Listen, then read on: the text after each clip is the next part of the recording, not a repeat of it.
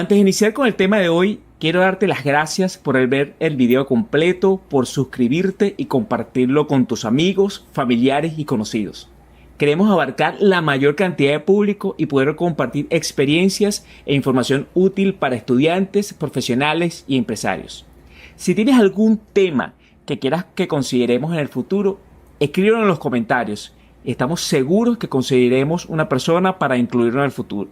Espero disfrutes de este episodio. Bienvenidos. Hola Jessica, ¿cómo estás? Bienvenida nuevamente a nuestro podcast mensual que llevamos con las cuentas claras. ¿Cómo estás? ¿Cómo te ha ido? Hola, bien, ¿y tú? Chévere, todo muy bien, todo muy bien. Qué bueno.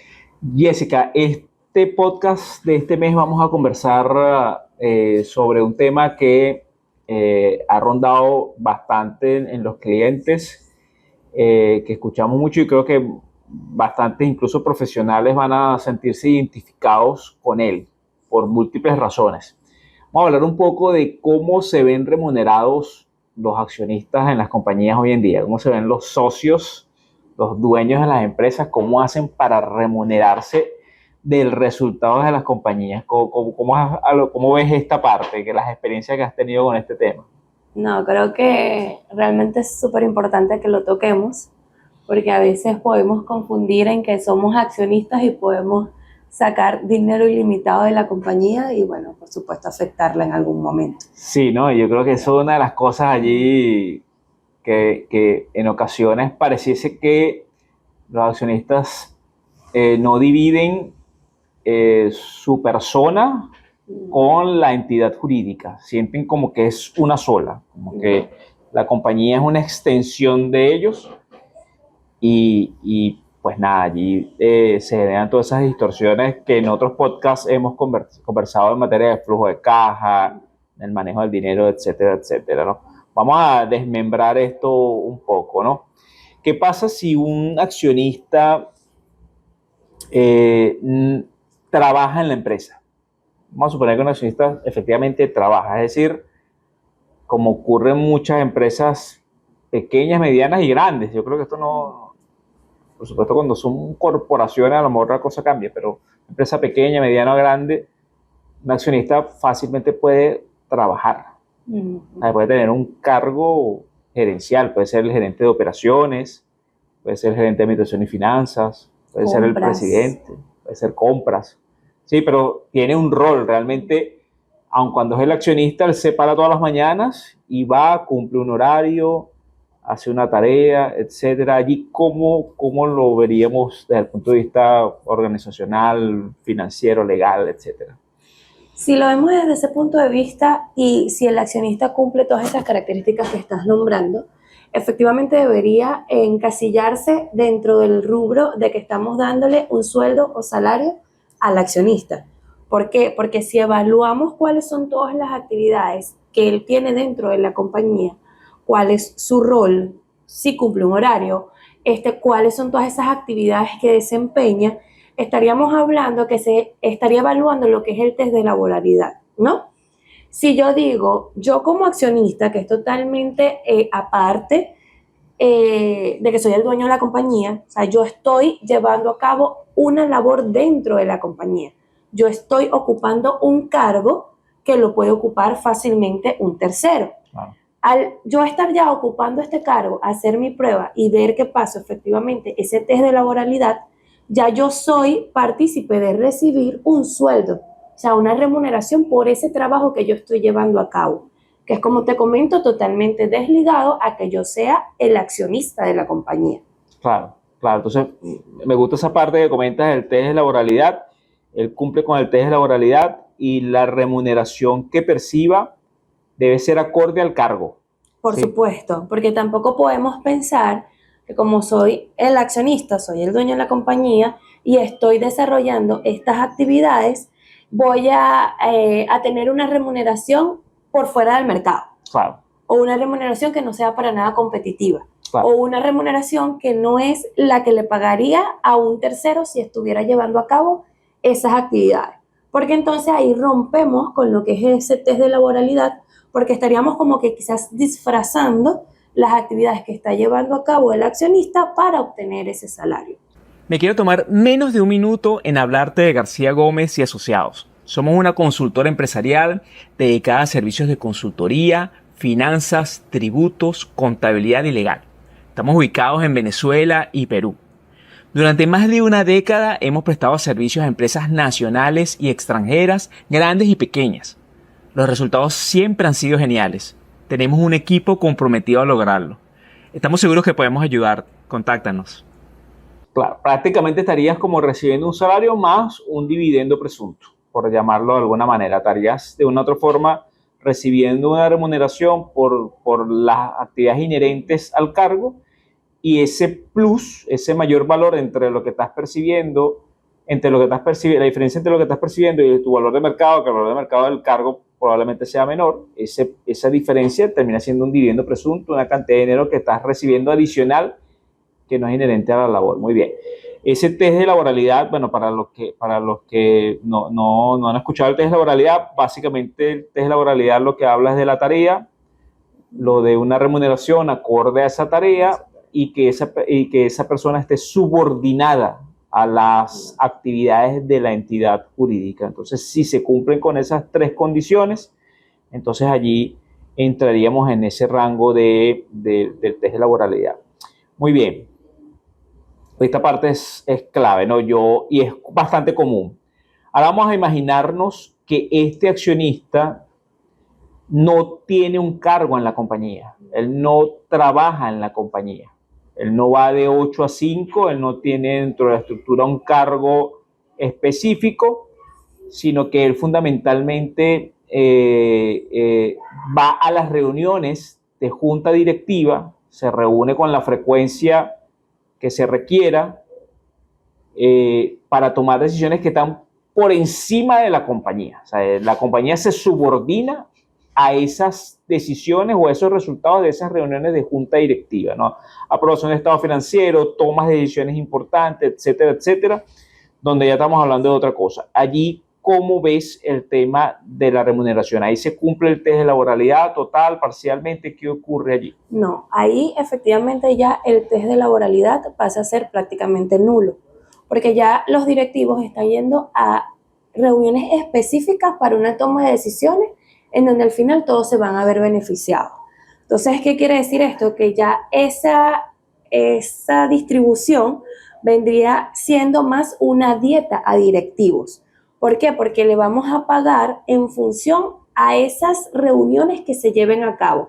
Va a depender de la frecuencia de las mismas. Si tú tienes una reunión una vez al año, porque fue el momento en que necesitas tomar una decisión importante, por así decirlo, la dieta solo se va a causar en ese momento. Sin embargo, también puede ser mucho más común que nosotros como directivos nos reunamos todos los meses para ver el seguimiento de la compañía, para ver cómo estamos, cuáles decisiones tenemos que tomar. Entonces, esas reuniones mensuales nos pueden generar a nosotros esa dieta. Pero sin embargo, si ya lo vemos y lo comparamos con lo que es el sueldo a directivos, ya estamos viendo que estamos rompiendo totalmente ese test de laboralidad porque nosotros no estamos cumpliendo un horario, no estamos llevando a cabo tareas subordinadas en la compañía, ni por supuesto, y vamos esporádicamente a llevar a cabo estas reuniones. Ok, muy bien. Entonces, la clave estaría allí, que el test de laboralidad no se cumpliría fielmente porque efectivamente estos directores, veámoslo de una manera muy práctica, ¿no? Yo soy dueño de una empresa, soy el accionista, pero bueno, soy un accionista capitalista, ¿sí? Usé el capital, pero la verdad es que es un área que no conozco, es un modelo de negocio que a lo mejor no conozco, pero sí de aporte de capital. Me interesa conocer evidentemente el negocio. Si tengo algunas habilidades de repente que pueden ayudar en toma de decisiones importantes, yo voy a mi reunión mensual. Aquí entra mucho lo del gobierno corporativo, ¿verdad? Que el gobierno corporativo invita a ese tipo de actividades de manera constante. Yo voy a mi reunión y de una u otra forma la empresa tasa o determina un valor por esas dietas. Evidentemente tiene que ser un valor razonable, un valor que por supuesto cumpla con la ley de impuestos sobre la renta de cualquier país, que sea normal, necesario, etcétera. Porque evidentemente sí lo es, ¿no? Evidentemente sí es importante de que exista esa toma de decisiones o ese análisis desde muy arriba, que es lo que al final le da esa sustancia a la compañía y lo que da esa fortaleza en lo que es la filosofía organizacional y todos estos elementos tan No, y importantes. que también es súper importante que por lo menos sepamos que de estas reuniones debe quedar un respaldo. ¿Por qué? Porque es lo que te va a permitir a ti tenerle ese soporte a esas dietas que estás entregando. Porque si hablamos en la parte de sueldos y decimos, oye, en la parte de sueldos tienes tu test de laboralidad, Claro. que efectivamente te soporta ese pago que estás haciendo. Ahora, si hablamos a nivel de directivos, tú no puedes decir, no, es que nosotros pagamos, ejemplo, mensualmente esta dieta de directores, hacemos, porque nos reunimos, ajá, ¿dónde está el soporte de que efectivamente ustedes se están reuniendo? Entonces es importante que siempre que esas actas, ese resumen de actas de cuándo fue el día en que se reunieron, la hora en que se reunieron, quiénes estaban presentes Claro. dentro de esa reunión y cuáles fueron los puntos que se tocaron y las decisiones que se tomaron. Sí, eso es sumamente importante porque de hecho eso va a ser la evidencia, evidencia de auditoría, evidencia fiscal, evidencia de trazabilidad entre los mismos accionistas. Mira, cuando se tomó esta decisión, se tomó en esta reunión de esta fecha, estuvieron presentes esto, estuvieron de acuerdo estos sí, estos no. O sea, esa parte esa evidencia es clave para dar transparencia a la gestión. Está muy bien eso. Ok, ya tenemos entonces dos supuestos, ¿no? Tenemos el supuesto donde este accionista trabaja para la empresa, se recibe remuneraciones. Tenemos el escenario de este accionista que no trabaja para la empresa, pero sí forma parte de la junta directiva y se reúne para estas situaciones. Y tenemos el accionista que ni lo uno ni lo otro. Este accionista que recibe sueldo, no recibe sueldo y salario porque no tiene una labor en la compañía, no se involucra en la junta directiva porque no tiene tiempo, no es lo de él, él solamente invirtió capital, él tiene unas acciones de la compañía, un porcentaje de ese capital de la empresa, y en el caso de compañías que se rigen por el Código de Comercio, pues tiene de las utilidades que perciba la compañía, independientemente de que no trabaje o independientemente de que no vaya a reuniones de junta directiva, él es beneficiario del porcentaje equivalente a sus acciones de las utilidades líquidas que tenga la compañía, porque él invirtió capital, él invirtió dinero y él asumió unos riesgos en eso. Allí, ¿qué pasa o cómo se vería remunerado un accionista bajo esas condiciones? Déjame hablarte de Algorithmic. Es una academia de programación para niños y adolescentes desde los 6 hasta los 18 años. A través de actividades lúdicas van a poder aprender sobre programación, así como de habilidades blandas. Abren sus puertas en Puerto Ordaz, en Altavista. Contáctalos para más información. Bueno, ya ese tipo de remuneración es lo que conocemos como el dividendo, ¿verdad?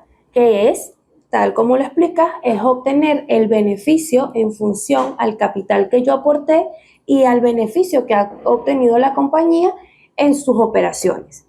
Por supuesto, este dividendo, estas utilidades siempre tienen que estar, o sea, la base para decretar ese dividendo son las utilidades que ha tenido la compañía.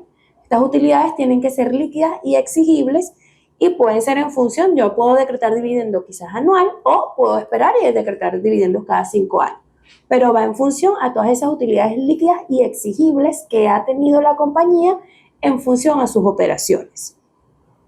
Normalmente, y por supuesto es lo más común, que el decreto de dividendos venga dado a nivel de efectivo, es decir, a nivel bancario, pues que es lo que tengo disponible un flujo de efectivo en mi compañía, dijimos es momento de decretar dividendos, como accionistas nos reunimos, estamos de acuerdo en que ahora sea el momento de decretar ese dividendo, se realizan todos los cálculos, porque no es nada más tener cuáles son todas las utilidades disponibles que tuvimos en los últimos años y comparar si tenemos disponibilidad en banco y hacer ese decreto y repartirnos entre cada uno, ¿verdad? Hacemos todo el proceso y efectivamente ya terminamos cada uno de los accionistas dentro de la compañía percibiendo esa remuneración. Sí, hay muchas claves aquí, ¿no? primero hay un tema contable importante, ¿no? Como comentas, las utilidades no distribuidas. Está un tema de disponibilidad bancaria, porque la expectativa de un decreto de dividendos es que realmente puedas percibir dinero, plata, tú como accionista, eso es lo que esperarías. Entonces se conjugan como varias cosas, ¿no? El momento es como un momento bien particular donde se reúnen todos esos elementos y que realmente del análisis haya surgido que se va a decretar dividendos porque no, la compañía no visualiza necesidades de invertir en algo en particular. O sea, hay muchas cosas allí entrelazadas en ese tema del decreto de dividendos, pero bueno, al fin y al cabo es la forma como un accionista capitalista pudiese ver el retorno de eso que invirtió en ese momento. ¿Qué pasa, Jessica, si un accionista trabaja y al mismo tiempo recibe dividendos? ¿Eso es viable? ¿Eso es factible? ¿Yo puedo trabajar y al mismo tiempo recibir dividendos? Por supuesto que es factible por lo que hemos comentado, ¿no? O sea, a nivel de sueldos, yo como accionista, ejemplo, tenemos una compañía, yo dentro de mi compañía, yo llevo a cabo una labor. Quizás ponte que sea la encargada de recursos humanos. Entonces, me encargo de pagar nómina, me encargo del tema de la liquidación, temas de vacaciones, todo lo relacionado a la parte laboral. Yo estoy llevando a cabo un trabajo dentro de la compañía y que lo puedo hacer fácilmente yo o lo puede hacer fácilmente un tercero, pero estoy ocupando el puesto. Entonces, eso me permite a mí percibir esa remuneración por el salario. Ahora, termina el año, nos sentamos, dijimos como accionistas, debemos decretar dividendos porque tenemos efectivamente la disponibilidad. Como comentas, no vamos a visualizar futuras inversiones. Entonces, decretamos dividendo entre todos en función a la tenencia de acciones que tengamos dentro de la compañía y lo voy a percibir totalmente viable, porque son dos puntos de vista totalmente distintos. En uno yo estoy llevando a cabo una actividad y en otro estoy percibiendo por la inversión que yo hice en un momento. Es correcto, sí, son dos cosas que no se pueden mezclar. Una es mi actividad laboral, mi ejecución de una tarea, que además estoy percibiendo un sueldo, como ya hablamos, que está asociado al temas de mercado, es lo que en el mercado de ese cargo no estoy cobrando ni más ni menos, recibo una remuneración bajo relación de dependencia, debería cumplir incluso con todos los temas, todos los extremos legales a nivel de, para el caso venezolano, Seguro Social, INSS, FAO, percibiría prestaciones sociales, utilidades, vacaciones, todos los beneficios que establezca la normativa en materia laboral en Venezuela. Y en simultáneo a eso, bueno, cuando cierre el año, pues yo percibiría, si fuera el caso, dividendos. Y si no hay utilidades, pues me quedaré con mi remuneración, porque si no hay utilidades, pues no hay nada que... O si los accionistas no consideran que se decrete dividendos, pues sencillamente me quedé con mi remuneración. Hasta ahí debería llegar. Eso está súper claro. Solamente habría que hacer el inciso para el caso venezolano, insisto, que esto aplica perfectamente para las empresas que están reguladas por el Código de Comercio, donde este tipo de situaciones sí pudiesen darse, es decir, que un accionista haga una labor y sea remunerado, cosa que no ocurre en las sociedades de personas, como las firmas de contadores, bufetes de abogados, sociedades civiles en general, donde los accionistas, socios o etcétera, no pudiesen percibir remuneraciones, dado que las utilidades que obtiene la entidad, la sociedad de personas, se reparten en cabeza de todos los socios en función a su participación. Entonces allí la norma sí prohíbe, o al menos la norma venezolana en materia de impuestos sobre la renta, prohíbe que se reconozcan gastos por sueldos y salarios en este tipo de sociedades civiles, distinto al caso de empresas reguladas por el Código de Comercio. Sin embargo, en el caso de empresas de Código de Comercio, aquí también hay una restricción de que esos sueldos y salarios son deducibles hasta un 15% de los ingresos brutos de la compañía. Entonces, bueno, también eso es como que otro elemento que tienen que considerar estos accionistas, entender de que, y esto va mucho con lo que hablábamos de los topes, ¿no? Te iba a comentar, por eso es que no puedes decir, bueno, voy a ponerme un sueldo súper loco que no vaya acorde al mercado, porque eso busca la ley de impuestos sobre la renta, al decirte, mira, tu máximo de tope para ser deducible va a ser este 15%, es para evitar esa sobreestimación Claro. en los sueldos. Sí, Quiero hablarte por un momento de CHG Construcciones. Si te encuentras en Puerto Ordaz o en San Félix del estado Bolívar, en CHG Construcciones pueden ayudarte con cualquier tipo de remodelación, tanto en oficinas, apartamentos, casas y galpones. Incluso están ofreciendo el servicio de remodelación de inmuebles que estén disponibles para ser colocados en plataformas como Airbnb o cualquier otro tipo de app relacionada con el sector inmobiliario. Contáctalos y seguramente ellos podrán ayudarte a monetizar tus activos. En los sueldos. sí, justamente es eso. Y fíjate que un 15% de los ingresos brutos me parece incluso un porcentaje Súper significativo, ¿no? alto. Y con todo y toda la norma, claro, aquí no solamente incluye accionistas, sino gerentes, directores, administradores, abarcando un grupo importante de los cargos. No solamente va dirigido a accionistas, pero sabemos que probablemente el que más impacto pudiese tener es un accionista que dice, bueno, yo soy el gerente de ventas y yo debería ganar más que cualquier gerente de ventas del mundo. Y eso se convertiría en una distorsión que, si bien es cierto, la ley de impuestos sobre la renta no te hace que lo reverses desde el punto de vista contable, desde el punto de vista contable no requiere un asiento, pero sí tiene una consecuencia en el cálculo de impuestos sobre la renta porque ese exceso, ese mayor valor sería no deducible en el hipotético cálculo de impuestos. Entonces, sí, efectivamente, como comentas, lo que busca es limitar, lo que busca es crear ese muro de contención para evitar que accionistas hagan esto y que terminen, como decíamos al principio, generando unos dividendos presuntos a través de remuneraciones, más cuando aquí en Venezuela también en materia de impuestos sobre la renta tenemos todo un capítulo que habla de impuestos proporcionales, donde se desarrolla el tema del impuesto al dividendo y donde ese impuesto al dividendo tiene una tarifa del 34% para algunos casos, cosa que por supuesto puede terminar siendo significativo. Me parece que englobamos allí todas las ideas, Jessica. Yo creo que esto realmente es un problema tangible. Uno lo ve y no lo ve no solamente en la forma, ¿no? Que a veces carece de forma jurídica, ¿no? Se le paga a la persona y ya, sino también a veces carece de fondo, ¿no? Dan las dos cosas. No, las empresas no le dan la rigurosidad legal que corresponde para poder ser un gasto deducible, soportarlo.